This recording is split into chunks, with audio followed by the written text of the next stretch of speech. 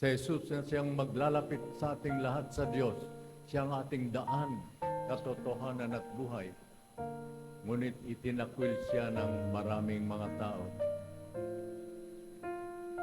Kaya tayo ay dapat na maugnay kay Jesus ang panulukang bato.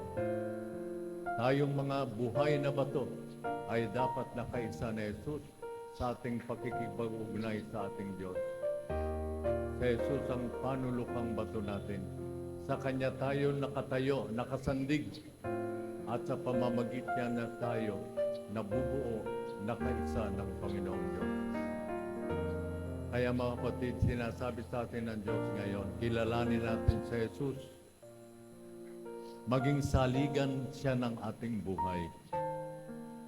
Kilalanin natin kung ano ang kanyang ginawa, ang kanyang mga iniaral, at ang mga ito ang ating pahalagahan at isabuhay upang tayo mabuhay na kaugnay ng Diyos ngayon at pagdating ng takdang panahon.